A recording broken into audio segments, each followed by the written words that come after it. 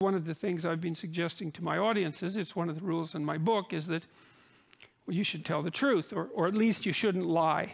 It's like, you can't tell the truth because what the hell do you know? But you cannot lie. You know, like each of us knows when we're about to utter something that isn't true.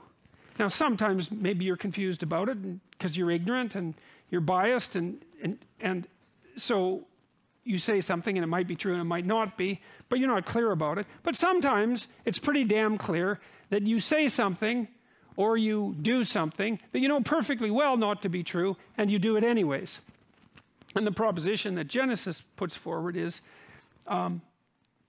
if you act in truth, then the order you produce is good, regardless of how it appears.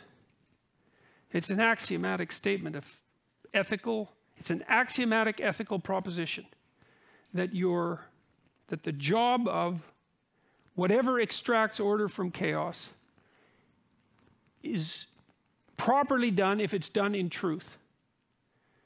And that's worth thinking about, because it might be true. And then the question is, like, well, do you believe it's true? That's a good question. It's not a religious question even, it's a practical question as far as I'm concerned. And my sense is that people just believe that this is true, deeply.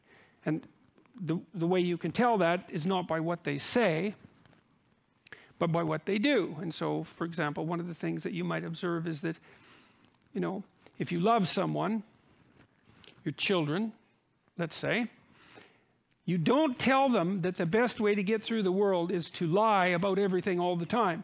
You don't sit them down and say, look, this is a corrupt enterprise, and altogether, and you can't trust anyone because they're always lying about everything.